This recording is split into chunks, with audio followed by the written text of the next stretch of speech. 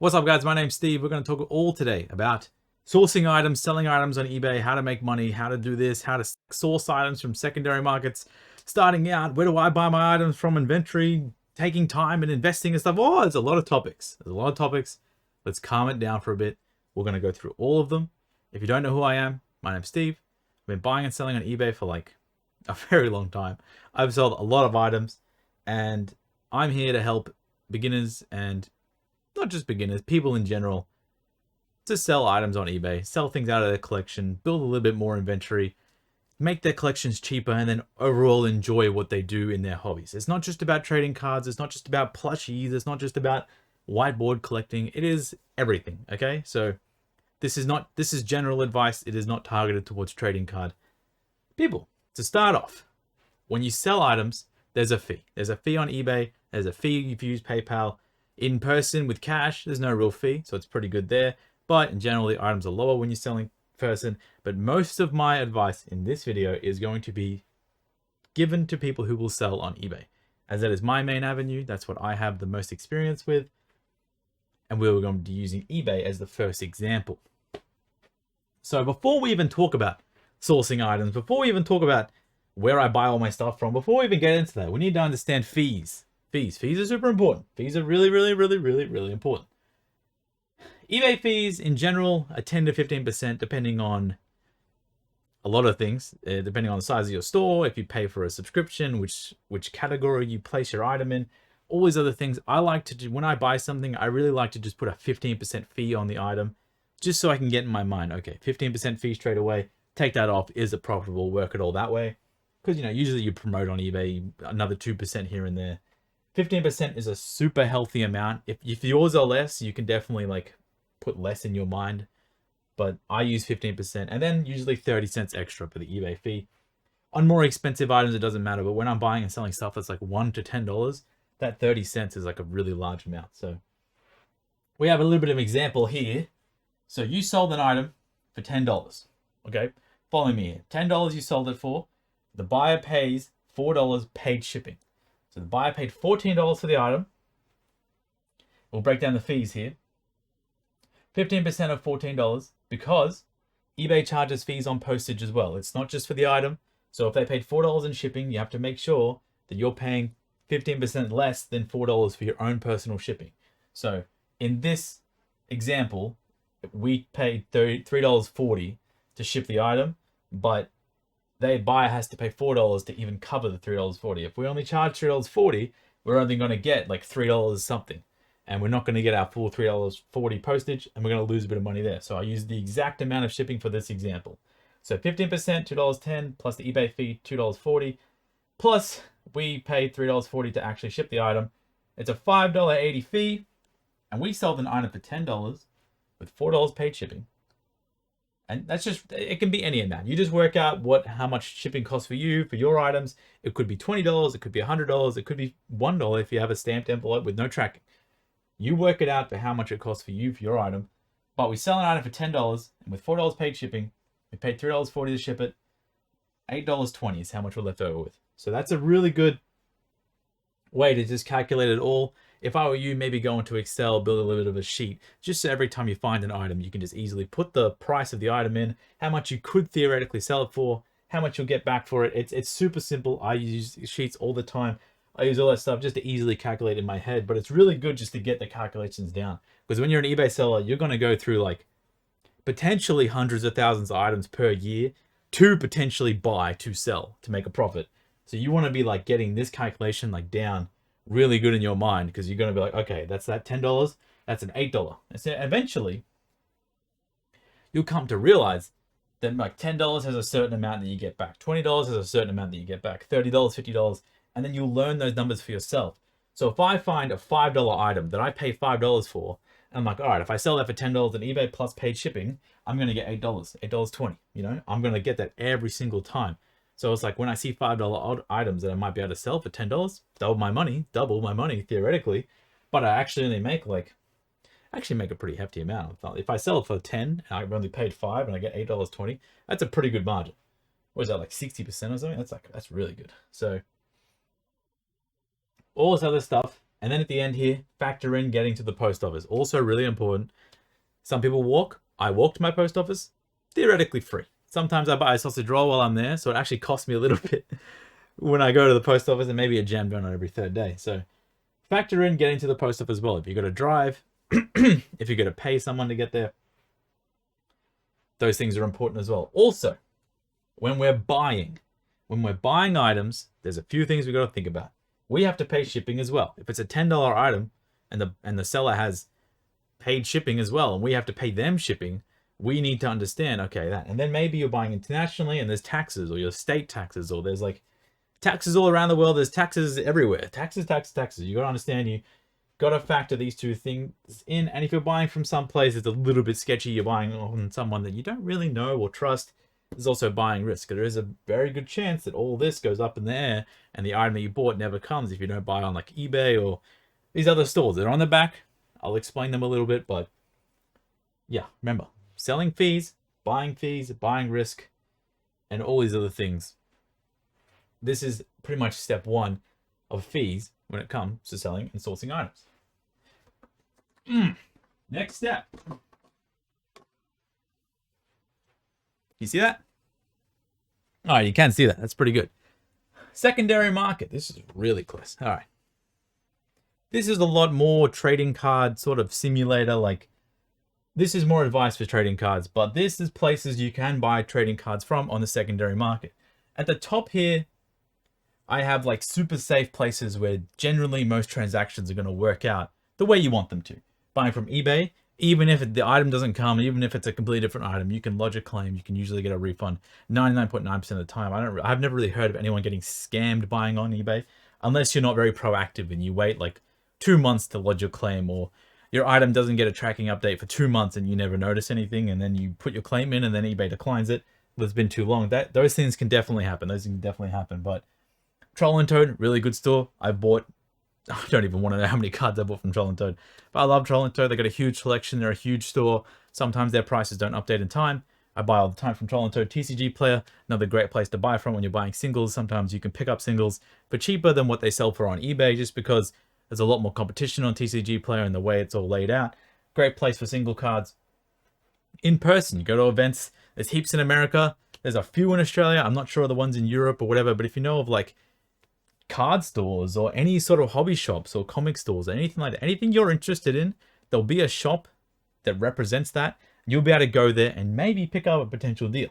So these are just secondary markets and places you can source cards from.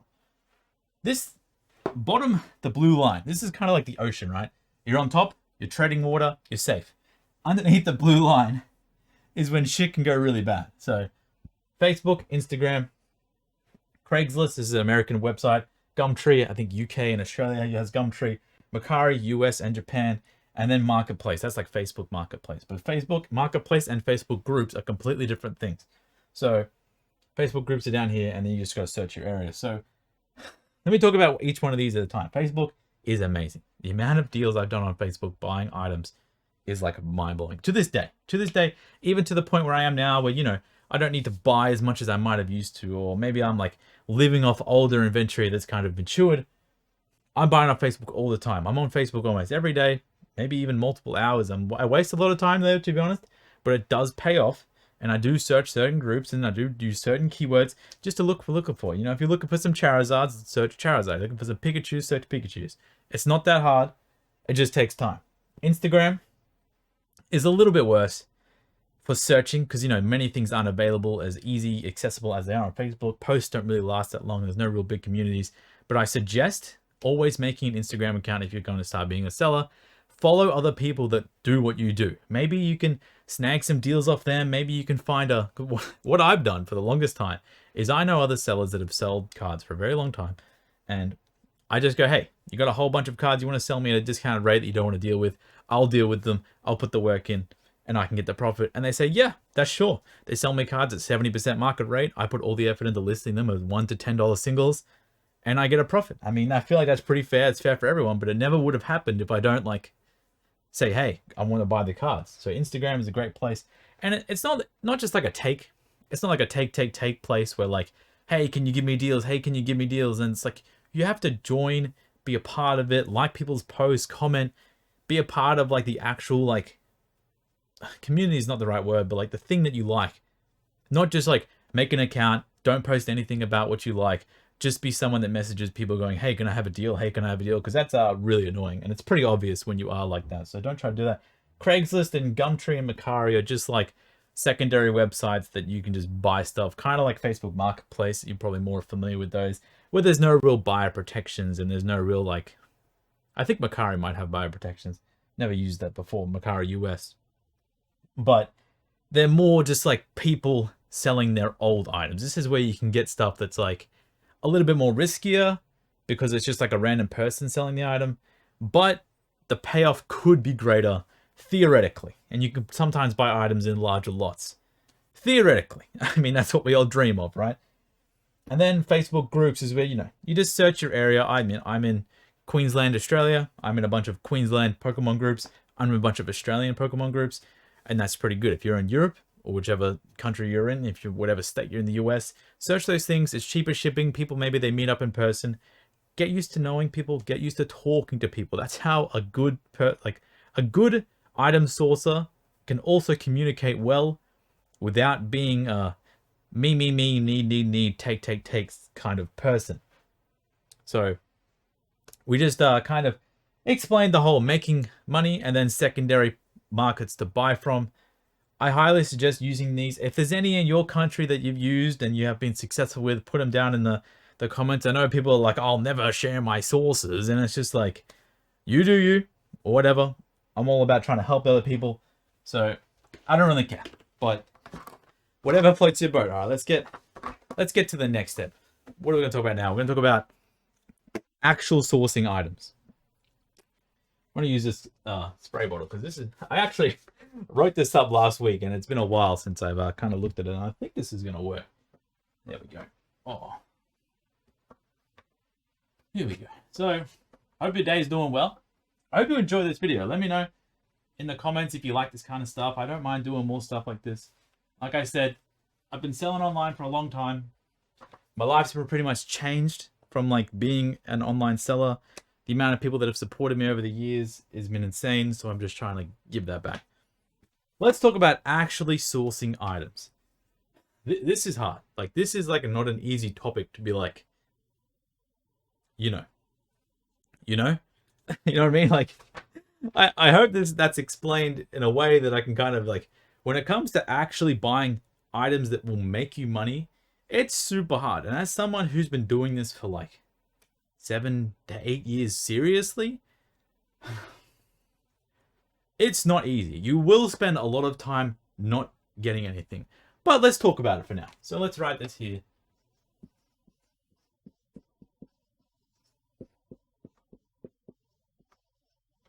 Sourcing items. Hope you can read that. I know there's like an annoying shadow at the top there, but it is what it is. So I'm gonna put on sourcing items. This is the good stuff right here. This is like age-old secrets, but they're not really secrets because all the information is there. So the thing is, when an item sells, it's like a reverse math problem. A lot of sourcing items is common sense and problem solving. I really know if you don't like maths, that's unfortunate. I think you might be in the wrong business. But sourcing items is a math problem that you have to work in reverse. Here's what I do. Sold listings. Yep. I mean, it sounds pretty straightforward, sold listing, but I'm going to use blue from now on. Check the sold listings on eBay. I'll write that at the end here. Yep. Sold listings on eBay is a great tool to find what actually sells. The answer is there for you. An item sold, that means someone listed it and someone's paid for it. That's like 99% of the time someone's actually paid for it. I'll talk a little bit about how to actually find whether an item is really paid for and to find the true price. But we'll just talk about this first. So sold listings on any website that displays a price where it's been sold. eBay is like the main one that I know of, but on a whole bunch of other websites, you can see when an item is listed and it'll have like a sold tag over the top, or just like on Facebook, if someone puts it up and then it has a sold thing. You've just been given an answer. You just have to work out the problem solving of like trying to find another item working out the selling fees, working out your buying fees, and then adding it all together and seeing if it's worth doing. So sold listings, especially on eBay, is where you'll find two things. You'll find inspiration, and you'll also find items that actually people want to buy. Now, when we talk about inspiration,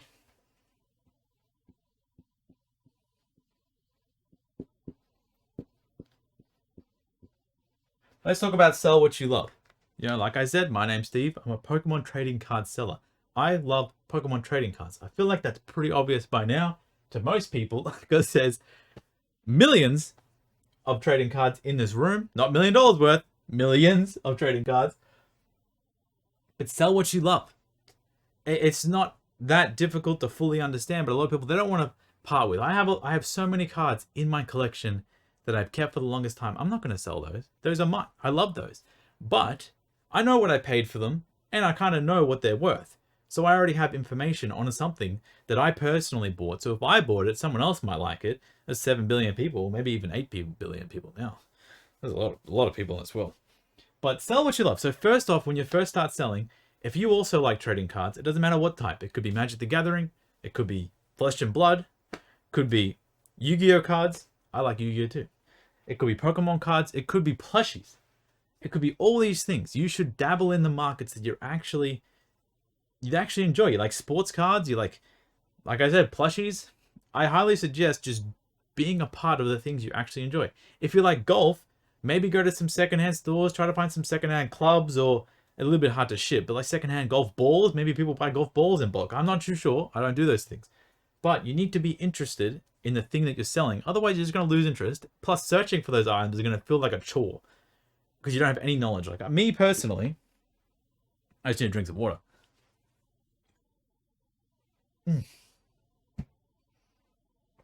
Oh man, that feels good on the throat, man.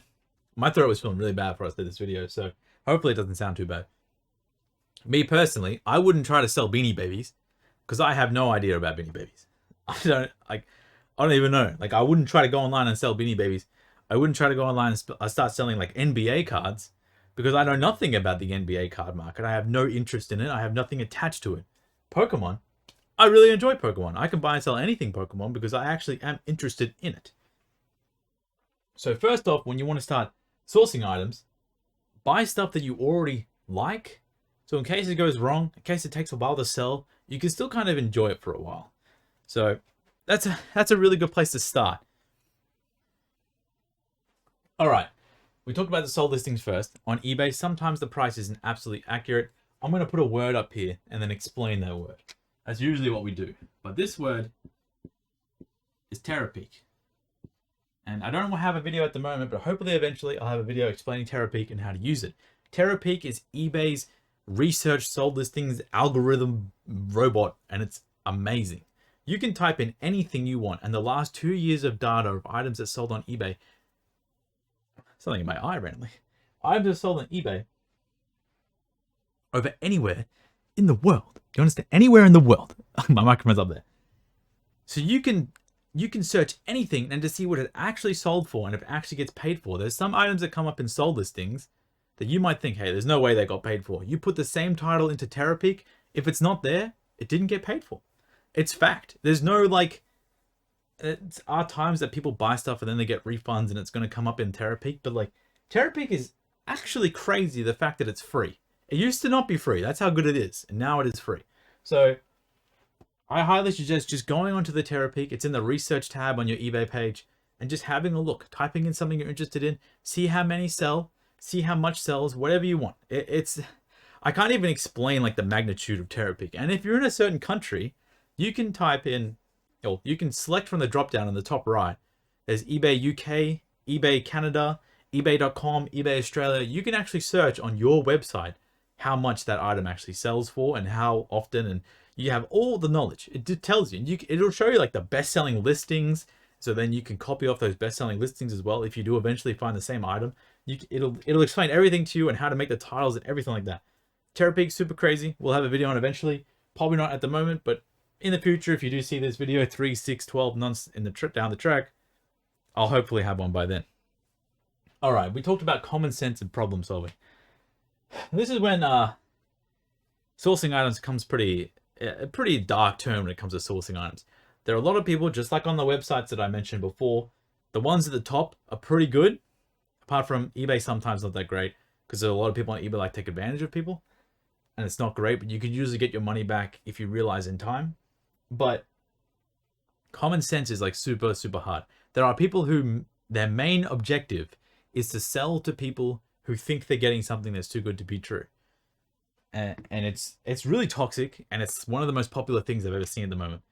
And sometimes in Pokemon we have a card called Shining Charizard.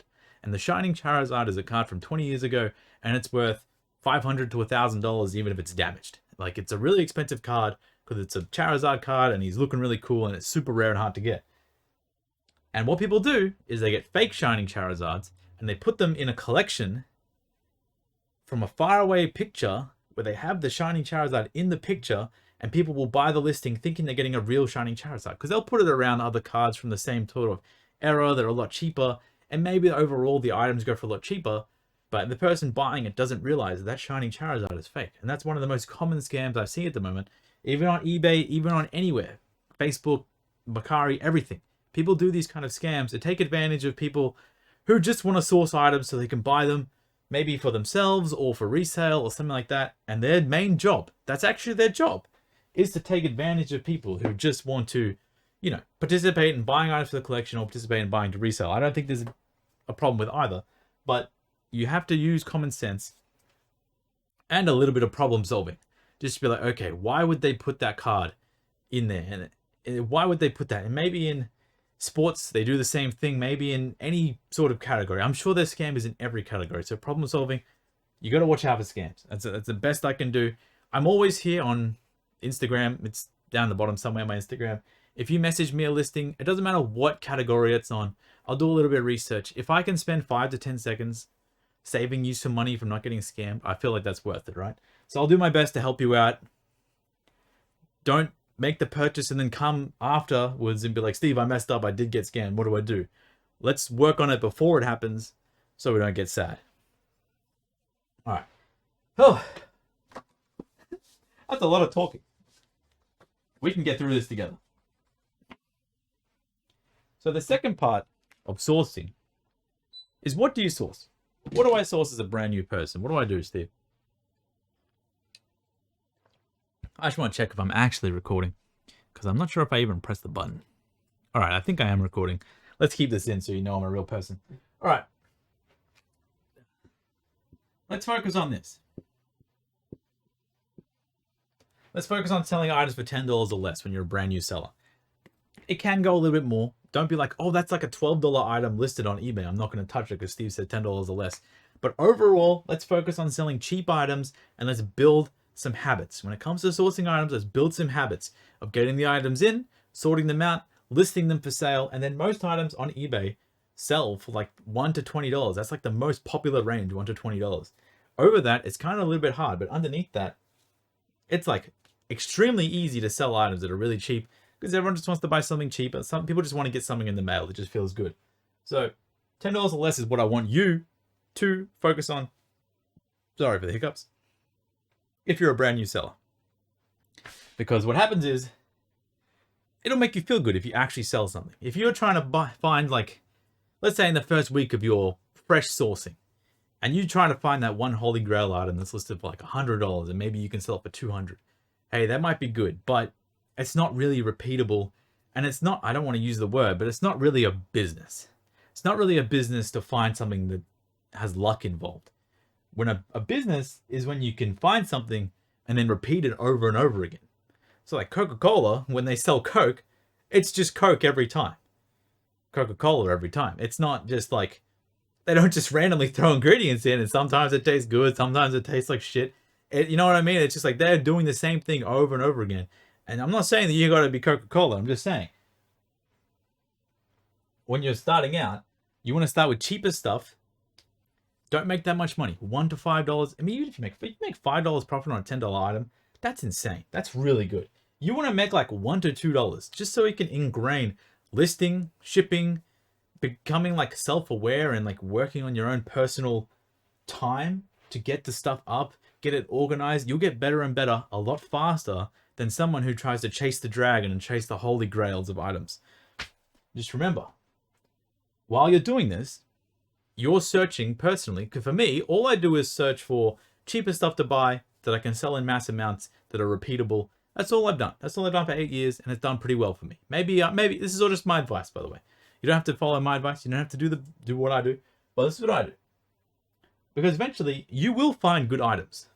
You'll find great items, actually, when you're looking for stuff to buy a lot, and you know what you're looking for because you've done your research. You've looked at the sold listings. You see what a $5 item looks like. You see what a $10 item looks like when you're interested in. And then as you're doing a lot of searching, you will come across stuff that's a little bit better. And then if you actually get some sales going, you get some money in, it builds up your confidence. It's more motivation. And then you'll find an item for $20. And then you'll try your luck because you sold a few easy things. You're $20, and then $40, and then $50. It builds up over time. I didn't just start out selling, because I've sold some items for like $50,000, $75,000, $100,000. But I didn't start out selling that. My first ever Pokemon card sale on eBay was, I think, $15 actually. Wow, that really had to tick the brain. And do you know what I did? As soon as I sold that item for $15, I looked where I could get more for under $15, worked out all the fees and everything. I found some more for like $8 from some random website, ordered them in.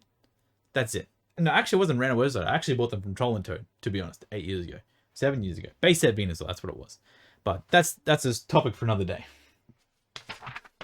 So this is the kind of end of the sourcing items. You know, you just got to take it one step at a time and focus on like the cheaper stuff. Focus on stuff you actually enjoy. Don't sell the things you enjoy, but like buy more of it to sell. So it's not the end of the world if it doesn't sell instantly and you get to hold on to it. Check the sold listings. Create a routine, an hour a day, 2 hours a day. I'm looking at sold listings almost 6-7 hours a day. Sometimes I don't even buy anything for like 2 to 3 days straight, and I'm only just checking what's selling to get a feel of what I should be buying next. All right. I feel like it's a good time to start off with. Let me get this light in the way. There we go. Where I buy all my cards from. A lot of people ask, Steve, where do you buy cards from? Steve, where do you buy cards from? I want to know where you buy cards from. All right, I had to cut there because I drank some water and went down the wrong hole. You can probably see went down the wrong hole. It's kind of crazy. My eyes are a little bit watering, but that's fine. All right, where do I buy cards from? So this is for the trading card people. I specialize in Japanese cards. And where I bought cards from is all around the world. Because you can't only just find Japanese cards in Japan. Actually, Japan is kind of like the worst place to buy Japanese cards from. I have spent years, almost a full decade, networking, talking to people, talking to other sellers, establishing relationships. There are people I've sold to time and time and time again that they sell their collections back to me when they're finished. There's people just in random, like even the other day, just completed a deal with a guy in Netherlands, 25,000 in Netherlands, 25K worth of stuff from Netherlands, and it was good stuff. 75%, 80% market price. We worked out a deal. We paid it over time. We made sure we're all safe. Send multiple packages. It was really good. Netherlands. There's a lot of cards I do buy from Japan, but it isn't the best place to buy from when you're first starting out. You got high shipping, high rate of scams. All the websites are kind of scuffed because it's a foreign language. You can only go through middleman websites mainly. It's not a great place to buy from. So please, I know a lot of people are like, Steve, send me the exact websites. It doesn't exist. I will stress this a million times. There is no perfect place to buy from. There is probably over 10,000 to 30,000, probably 50,000 people, honestly, selling Pokemon cards with the intention to make profit. There's probably more, now I think about it. There's probably 100,000, especially in Japan where they have 20, 30, 40 million people just in Tokyo. There is a lot of people. There is no well trove, anything like that. And I know you've been like, oh, you do have one and you wouldn't tell me. Well, I'm trying my best. I've made so many videos on helping people. Do you think maybe I am telling the truth sometimes? Probably not, but that's it. I'm not really going to go too much in it because I don't ever want to recommend buying from a place where a newcomer would most likely get scammed because they don't know what they're looking at.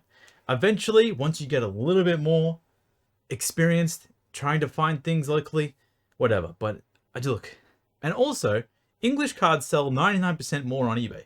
Go search it up on Therapy. Go look at the difference between English and Japanese card sales, and you'll be like, why would I even want to buy Japanese cards to sell? It doesn't, because I just like them, that's why I do it. You might like them, that's why you want to do it. But if you want to sell, I just highly recommend doing English, because It's just, I also sell English cards. I'm just not vocal about it on this channel because I don't sell them online. I sell them in a physical store. So I hope that helps. All right, let's talk about inventory management, or just in like inventory in general. This is like another one when it comes to sourcing items. The main thing when it comes to sourcing, or just buying in general, when it comes to buying and selling, your whole goal should be to get as much as possible of the stuff you love. That's it. Making money is a secondary option.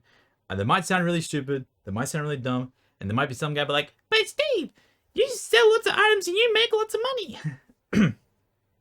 My main goal, I don't know why I did that voice. My main goal is to get as many Pokemon cards as possible. Because there was a time previously, 6-7 years ago, I had less Pokemon cards. Every year that I have done this, I have got more and more and more and more and more. And next year, I hope to have more than I currently have now. Guess what the next year after that's goal is? Is to have more and more and more. You have building as much as I possibly can. That's the goal. You can't have a goal that's based around making money because, first of all, money is the root of all evil. If you chase money forever, you're never going to be happy. Okay? Second of all, working a job is a lot better than selling things online if your goal is to make money. And we'll have another video on that soon too. But third of all, you need to do things that you can like have quantifiable goals. Let's say you make 10 listings a day and you know, there's just certain things you have to do every day when you sort your items for 30 minutes a day, you search for items for 30 minutes a day, you do 30 minutes of sold listing searching, you do 30 minutes of listing. Those are things that you can control. How much sales you make, how much money you make, all that stuff is kind of not really on your control because the factors are out of your control. It depends if people actually buy the items. That's why I like to do things I can actually control. When I actually finally have the money in my hands after making a successful sale, I use the money that I get from successful sales to buy more items to make more successful sales. But the items is the goal. The successful sales will come. If you follow everything, I'm not saying if you follow everything I do, but if you just follow most of like the basic common sense guidelines when it comes to like selling online, and yeah, even some of the videos on this channel, definitely pretty helpful with that. The sales will come. There's people that spend money like absolutely, the amount of money in this world is actually mind-blowing. And people just want to buy stuff. I want to buy stuff. You want to buy stuff. I have heaps of stuff. I love buying stuff. Everyone loves buying stuff. So the sales will come. You have to focus on doing the things that you actually have control of, okay? And that is the card selling, sourcing, the sales, everything like that. Looking at what's actually selling, talking to people, interacting with people, not being a me, greedy, give me information kind of person. Being like I'll give you information, you give me some information. Hey, how you going today? Hey man, did you sell much today? All right, what's your name? My name's Steve. Nice to meet you. Just all that kind of stuff, talking to people that are in your space about what you're doing, not just me. I want to make money. I'm greedy. I'm just going to steal. And I mean, I know there's people from these videos that are just blatant copies of what I'm doing. And it's perfectly fine with me because if you're going to copy what I'm doing, I'm already like 2 years ahead of you from what I'm doing currently right now. So you need to like kind of work out what you're doing by yourself, but take tips from everything who's kind of like, you know, people that are better in the space that you want to be in. That's all I can say. I get a lot of questions on investing and stuff like that. And I don't like these questions. 2 reasons. First of all, I have one ball and it's not crystal. Second reason is, that threw me off. That threw me off. Second reason is I just don't care of the future value of an item. I don't really like doing it because there's no skill involved. There's no skill if an item goes up in value. I'm going to say that again. There is no skill involved if an item goes up in value. There is skill involved in buying items and holding them for as long as possible. And maybe you hold through a few upticks. Maybe the price does go up. That is skill, actually holding the item physically and not giving into selling it. But the item actually going up, there's no skill involved. I like to do things with a skill involved where I actually have a say in what happens. I just hiccuped again. But I hope that makes sense. Like, investing, prices going up, all that stuff, I don't care about it. Yeah, I have a lot of items. Yeah, I have a lot of cards that I bought for a lot. That maybe if they go up, yeah, that'll be great. But my intention was to buy them at their current price and sell them at a future price. Maybe I bought them at a lower market value. Maybe that's all that I try to do. I try to buy things here. Wait, I'll just write this in the book. Never write something.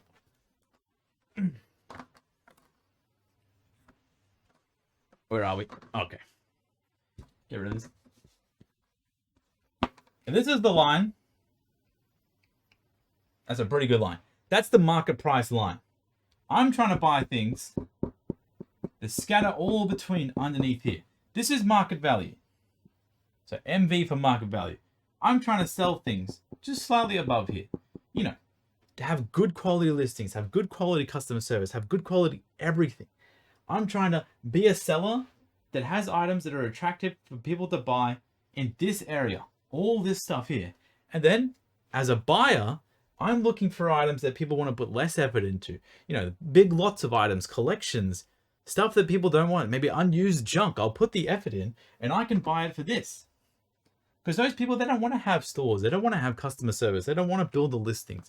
They don't want to put the effort in. They don't want to make the social media. They don't want to interact with people. They just want to dump it all, sell it to someone who actually is going to put the effort in, sell it for above the market value line. That's the only thing. Investing, all this other crap, don't care, not interested. I'm interested in buying things below market value and selling them for at market value or above market value. So I hope that helps a little bit to the investing crowd. And I think we're pretty much done with this video. I think, let me know if you really like this one. This is a topic that I'm pretty, you know, I love the idea of sourcing items and helping people, but there's really only so much you can do, because at the end of the day, I can't give you like a golden key to fit into the box. You have to go to work, figure out which key is going to fit, figure out how to craft it, figure out who to ask, or maybe where to go to find certain keys for the certain box that you're trying to get. I can't give you everything at the end of the day, but the best I can do is help you understand how to get there. That key metaphor was really shit, wasn't it? That was really bad. But yeah, end of all, my name is Steve. I hope you enjoyed this video. Feel free to downvote it for my bad advice and all this other stuff. So thanks so much for watching. I hope you have a great day.